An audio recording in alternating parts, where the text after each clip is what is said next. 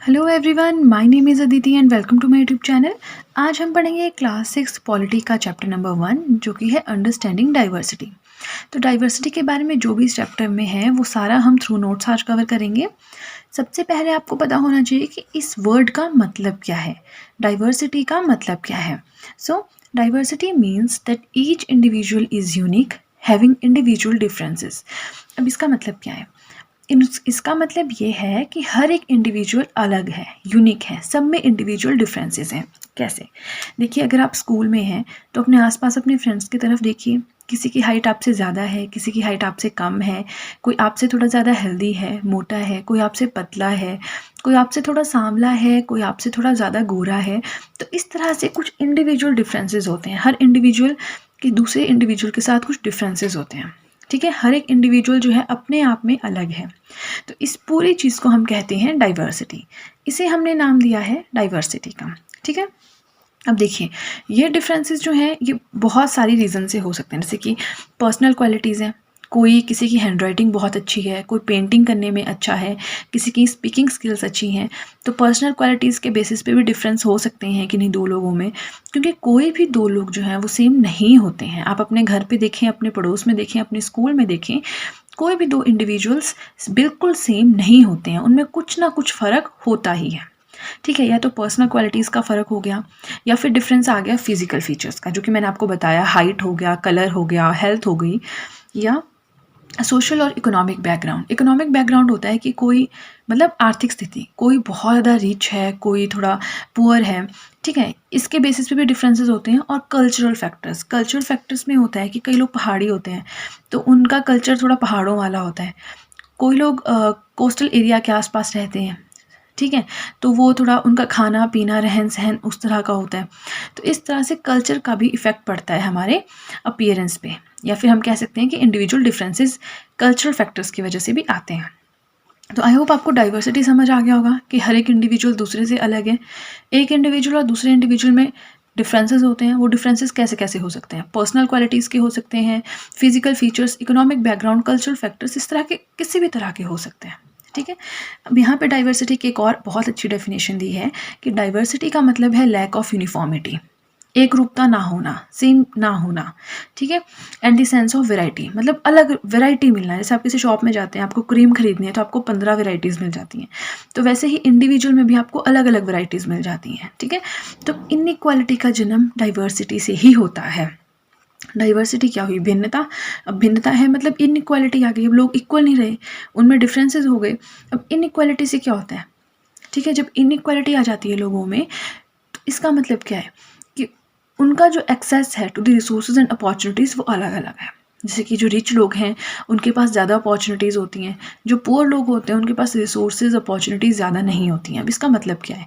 कोई भी competitive exam है, पुअर लोग जो हैं वो बहुत सारी महंगी महंगी बुक्स नहीं खरीद सकते, उन्हें एक दो बुक्स ही खरीदनी पड़ती है, सोच समझ के उनसे पढ़ना पड़ता है। जो रिच लोग हैं वो एक के बाद बुक्स खरीद सकते हैं, उन्हें कोई पैसे की दिक्कत नहीं है। तो ये जो बुक्स हैं कॉम्पिटिटिव एग्ज़ाम्स के लिए, ये हो गई रिसोर्सेज। ठीक है, अब ये आगे बता रहे हैं जैसे कास्ट सिस्टम है, रिलीजन यानी धर्म है, एजुकेशन है, ये भी डिफरेंट फॉर्म्स हैं इनइक्वालिटी के इन दी सोसाइटी। तो ये जस्ट एक बेसिक अंडरस्टैंडिंग के लिए था। अब हम पढ़ेंगे डाइवर्सिटी इन इंडिया। राइट, तो डाइवर्सिटी इन इंडिया कैसी कैसी है? तो इसके भी काफ़ी ज़्यादा आप देख सकते हैं टाइप्स हैं। जैसे डाइवर्सिटी अगर हम इंडिया में बात करें, लिंग्विस्टिक हो सकती है, जोग्राफिकल हो सकती है, कल्चरल हो सकती है, फेस्टिवल्स पे बेस्ड हो सकती है, इकोनॉमिक हो सकती है, एंड रिलीजियस हो सकती हैं। ठीक है, लिंग्विस्टिक डाइवर्सिटी का मतलब क्या होता है? देखिए, हम पढ़ रहे हैं इंडिया में डाइवर्सिटी, यानी इंडिया में कैसी कैसी भिन्नताएं हैं। पहला आ गया लिंग्विस्टिक डाइवर्सिटी। लिंग्विस्टिक का मतलब होता है लैंग्वेज, मतलब लैंग्वेज के फॉर्म में जो भिन्नताएं हैं। जैसे कुछ लोग हैं वो हिंदी जानते हैं, हिंदी बोलते हैं, कुछ लोग इंग्लिश बोलते हैं, कुछ लोग अपनी लोकल लैंग्वेज ही जानते हैं, उनको हिंदी इंग्लिश नहीं आती। ठीक है, तो ये हो गई कि लैंग्वेज के बेसिस पे जो भिन्नताएं हैं, लिंग्विस्टिक डाइवर्सिटी। दूसरा आ गया जियोग्राफिकल डाइवर्सिटी। जियोग्राफी होता है मतलब भौगोलिक स्थिति। ठीक है, अब जैसे कोई लैंड, जैसे हमारे पास गंगा के आसपास का एरिया है, मोस्ट फर्टाइल एरिया है इन द इंडिया। ठीक है, कहीं पे बैरन है। अब जैसे जो रेगिस्तान होते हैं वहाँ पे बैरन होती है, ठीक है, लैंड, स्नो, कहीं पे बर्फ़ है, कहीं पे सैंड है। तो इस तरह से ज्योग्राफिकल यानी भौगोलिक स्थिति के आधार पे भी इंडिया में भिन्नताएं हैं। फिर है कल्चरल डाइवर्सिटी। सबका कल्चर अलग है, ठीक है। उसके बाद है डाइवर्सिटी इन फेस्टिवल्स। ये भी आप, आई होप आप समझते हैं, कल्चर अलग है, खाना पीना रहना सब अलग है। फेस्टिवल्स में डाइवर्सिटी है, कोई जैसे हिंदू हैं वो दीपावली मनाते हैं, ठीक है। बुद्धिज़्म को जो फॉलो करते हैं, यानी जो बुद्ध होते हैं, वो बुद्ध पूर्णिमा को बहुत अच्छे से मनाते हैं। तो अपने अपने फेस्टिवल्स को सब बहुत अच्छे से मनाते हैं। तो फेस्टिवल यानी त्योहारों के बेसिस पे भी बहुत भिन्नताएं हैं। नेक्स्ट आता है इकोनॉमिक डाइवर्सिटी, यानी कि आर्थिक स्थिति पे भी भिन्नताएं हैं। जैसे जो रिच लोग हैं, ठीक है, ये भी इकोनॉमिक डाइवर्सिटी के अंडर आते हैं। पुअर लोग हैं, ठीक है, मिडिल क्लास है, तो ये सब इकोनॉमिक डाइवर्सिटी है। रिच लोग भी हैं, पुअर भी हैं, मिडिल क्लास भी हैं, हर तरह के लोग इंडिया में हैं। फिर आती है रिलीजियस डाइवर्सिटी, यानी धर्म के बेसिस पे भिन्नताएं। यानी अगर हम बात करें इंडिया में हिंदुइज्म को भी फॉलो करते हैं लोग, सिख भी हैं, जैन भी हैं, पारसी भी हैं, मुस्लिम भी हैं, हर धर्म के लोग इंडिया में हैं, ठीक है। तो ये हमने पढ़ा कि इंडिया में जो डाइवर्सिटी है वो किस किस फॉर्म में है। तो ये सब फॉर्म्स में है, इसके अलावा और भी हैं, बट ये जो है कुछ मेन फॉर्म्स हैं, ठीक है। अब चलिए चलते हैं नेक्स्ट पेज की तरफ। अब हम पढ़ेंगे कि यूनिटी इन डाइवर्सिटी क्या होता है, ठीक है। डाइवर्सिटी का मतलब आप समझ गए कि कोई भी दो लोग सेम नहीं होते हैं, ठीक है। फिजिकल फीचर्स की बात करें या कल्चरल एस्पेक्ट्स की बात करें, इकोनॉमिक बैकग्राउंड की बात करें, हर एक इंसान दूसरे इंसान से अलग होता है। अब हम पढ़ेंगे कि इसके थ्रू जो यूनिटी इंडिया में पाई जाती है, यूनिटी इन डाइवर्सिटी, ठीक है। तो देखिए, ये जो टर्म है, it refers to the state of togetherness और oneness in spite of the presence of immense diversity. मतलब इंडिया में इतनी ज़्यादा डाइवर्सिटी है, उसके बावजूद इंडिया में एक रूपता या एक एकता की भावना पाई जाती है, जिसे आप कहते हैं स्टेट ऑफ टुगेदरनेस और वननेस, ठीक है। एक रूपता की भावना इंडिया में पाई जाती है इतने डाइवर्सिटी होने के बावजूद भी। तो उस एक रूपता की भावना, जो वननेस या टुगेदरनेस की भावना है, एक फीलिंग है, एक स्टेट है, उसे नाम दिया गया है यूनिटी इन डाइवर्सिटी, ठीक है। अब इससे हमें फ़ायदा क्या होता है? It helps us to learn about various cultures, languages et cetera. इसके थ्रू हमें बहुत ज़्यादा, जैसे कल्चर्स हैं, लैंग्वेजेस हैं इंडिया में, तो उन्हें समझने में का एक मौका मिलता है। कैसे मिलता है मौका? फॉर एग्जांपल, आप जॉब के लिए किसी इलेक्ट्रॉनिक हब में जाते हो, जैसे आप बेंगलोर चले गए, हैदराबाद चले गए, वहाँ आपको अलग अलग धर्मों के लोग मिलेंगे, आपको अलग अलग लैंग्वेजेस बोलने वाले लोग मिलेंगे, कुछ लोग अपनी लोकल लैंग्वेज भी बोलते होंगे। तो इस तरह से आपको इंडिया में काफ़ी ज़्यादा चीज़ें देखने को मिलेंगी उस एक जगह पे, ठीक है। So it helps us to learn about various cultures and languages as well. यहाँ पे मैंने लिखा है कि जवाहरलाल नेहरू जी ने एक बुक लिखी है, द डिस्कवरी ऑफ इंडिया, ठीक है। वहाँ पे उन्होंने इस टर्म को यूज़ किया था, यूनिटी इन डाइवर्सिटी, ठीक है। तो जवाहरलाल नेहरू जी ने यूनिटी इन डाइवर्सिटी इस टर्म को यूज़ किया था in his book the discovery of India, right. अब आप देख रहे होंगे, मैंने यहाँ पे एक मैप बनाया है इंडिया का, और यहाँ पे दो लोकेशंस को दर्शाया है। फर्स्ट है हमारी लद्दाख, सेकंड है केरला। लद्दाख कहाँ पे है? पहाड़ों में है, जहाँ हमेशा बर्फ़ ही पड़ी रहती है। केरला कहाँ पे? इसके आसपास सी है, कोस्टल एरिया है, ठीक है। तो अब हम इन दोनों के बारे में पढ़ेंगे। अब जो हमारी 6th क्लास की बुक है पॉलिटी की, उसमें इन दोनों लोकेशंस का एग्जाम्पल दिया है और उसके बाद बताया है कि एक रूपता की भावना इंडिया में कैसे है, ठीक है। पहले हम थोड़ा सा लद्दाख के बारे में पढ़ेंगे, फिर हम थोड़ा सा केरला के बारे में पढ़ेंगे, फिर हम उसके बाद समझेंगे कि टुगेदरनेस या वननेस की फीलिंग या स्टेट कैसे है इन दोनों जगहों में। क्योंकि देख सकते हैं आप, इन दोनों जगहों में बिल्कुल ज़मीन आसमान का अंतर है। यहाँ नॉर्मली देखिए कोस्टल एरिया है, ठीक है, तो ये तटों के पास रहते हैं, वहाँ पे पहाड़ है, वहाँ हमेशा ठंडी रहती है। तो फिर भी इनमें एक रूपता की भावना कैसे है वो हम पढ़ेंगे, ठीक है। पहले हम पढ़ लेते हैं लद्दाख के बारे में। लद्दाख को कोल्ड डेजर्ट कहा जाता है, क्यों? क्योंकि ये हमेशा बर्फ़ से ढका रहता है। यहाँ पे एग्रीकल्चर बहुत कम है, क्योंकि रेनफॉल ही बहुत कम है, ठीक है, हमेशा बर्फ़ से ढका रहता है।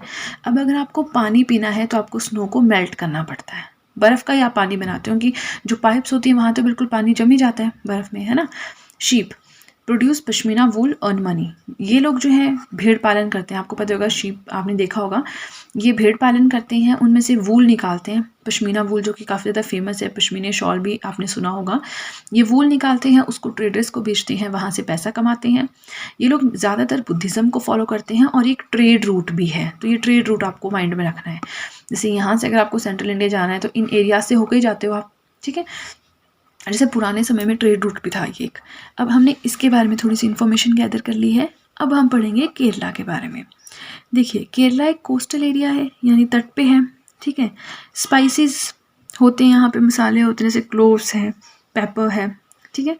अरब ट्रेडर्स विजिटेड, यहाँ पे अरब ट्रेडर्स आए थे किसी टाइम पे। इब्न बतूता, पोर्तुगीज़, ये सब यहाँ पे आए थे। ठीक है, तो अब हम पढ़ेंगे कि इन दोनों में एकरूपता की भावना कैसे आती है। अब हमने देखा कि इन दोनों के ज्योग्राफिकल फीचर्स अलग हैं। ठीक है, एक तटों पे है, पानी के आसपास है, एक बर्फ़ से ढका है, बट जो हिस्ट्री है इन दोनों रीजन्स की have seen similar cultural influences. लेकिन जो इन दोनों जगहों का इतिहास है वहाँ पे कल्चरल इन्फ्लुएंसेस सेम है, मतलब इन्फ्लुएंस्ड बाय ट्रेडर्स। इन दोनों ही एरिया में ट्रेडर्स आए हैं, अरब ट्रेडर्स आए हैं, चाइनीज़ पिलग्रिम्स आए हैं। ठीक है, तो उन सब की जो पहचान, उन सब का कल्चरल एस्पेक्ट थोड़ा बहुत यहाँ पे रह गया है। इसलिए हम कह सकते हैं कि किसी भी एरिया की हिस्ट्री और ज्योग्राफी, ये दोनों जो हैं उसके कल्चर को इफ़ेक्ट करते हैं। ज्योग्राफी कैसे? ज्योग्राफी का मतलब भौगोलिक स्थिति, कि वो पहाड़ों में है या गर्म इलाके में है। हिस्ट्री मतलब उस जगह का इतिहास क्या है। तो ये दोनों चीज़ें मिलके क्या करती हैं, जो कल्चरल लाइफ होती है किसी भी जगह की, उसको इम्पैक्ट करते हैं। अब वैसे ही जो इंडिया का नेशनल एंथम है, क्या है नेशनल एंथम? जन गण मन। किसने लिखा है? रविंद्रनाथ टैगोर जी ने लिखा है। तो इसमें भी हमें एक्सप्रेशन मिलता है of the unity of India, मतलब इंडिया की यूनिटी के बारे में इसमें भी जिक्र किया गया है। दूसरी बात यह है कि songs that emerged during the freedom struggle serve as a constant reminder of our country's rich tradition.